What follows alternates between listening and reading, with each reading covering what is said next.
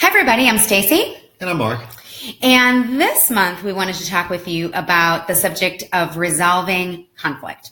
And so the first thing I wanted to say about that, this is a big issue that comes up with people, and people have a lot of resistance to conflict. They have a lot of fear around conflict. And I think the first thing for those of you listening today to do, and this would be ideal if you could create this sort of ground rule, not just with yourself, but also if this is something you could share with your significant other, your spouse, your children, and is kind of coming up with a ground rule of reframing that conflict doesn't have to mean something negative. It doesn't have to be something that when you first hear it, you shut down and you get uncomfortable, but instead looking at the idea of a conflict or a disagreement or grievance with another person as an opportunity to listen and to understand more fully what that person needs that might be different from what you need, and the idea of moving toward one another as opposed to using that as a means to move away from one another.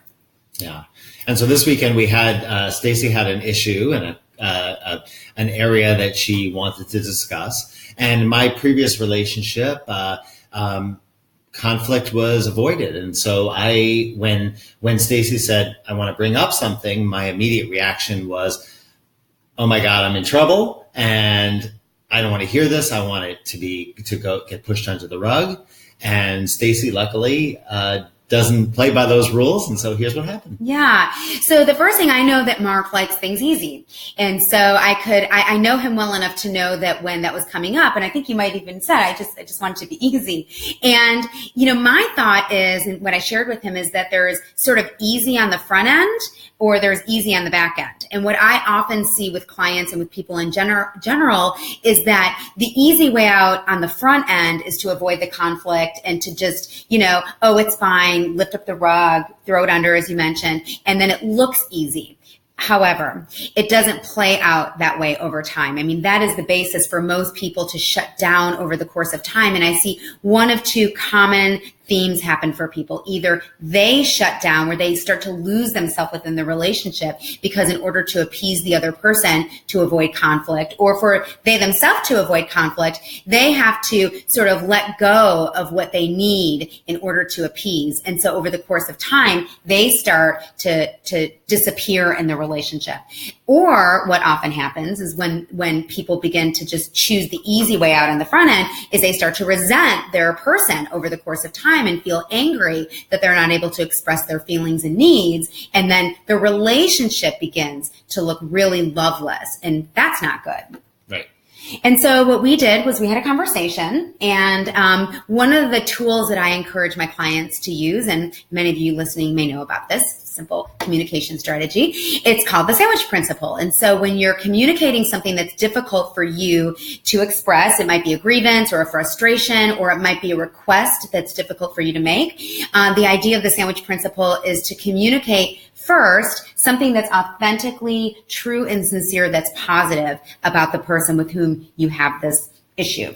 And so in the case of us this weekend, I could pull one of dozens and dozens and dozens of wonderful things about Mark, because he's a great partner. And so I just chose something that was really sincere to me, and I offered that up.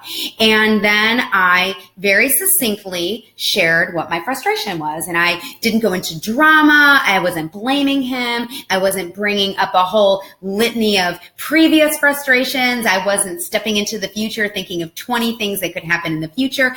I just spoke from my heart and shared what I was, frustrated with him, and asked him to listen and to hear me.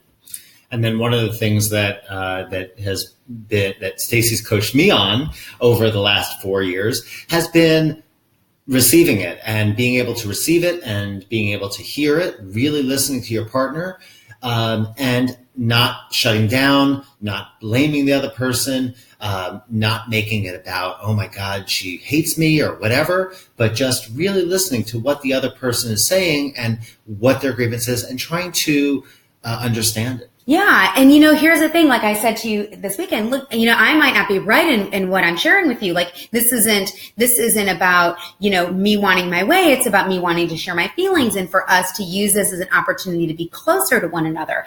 And and you heard it that way. And I really credit you for that. And so after I had the opportunity to share it, I asked Mark if he, saw it the same way or if he saw it differently. And you You Yeah, absolutely. I mean, I could see her point, and it's amazing how when you're going about your daily life, sometimes you don't realize that something you've either said has hurt the other person, or you did something that the other person took in a different way. Yeah, and what's really nice about this process is that when you share without blame or without judgment, you just simply share your feelings and state your needs to your partner and make a request if that's what you're asking of them, and the other person listens and does the same thing. It's done. There's no drama. There's no resentment. There's no need to just belabor the point. It's done. It's concise. There's closure, and then you move on.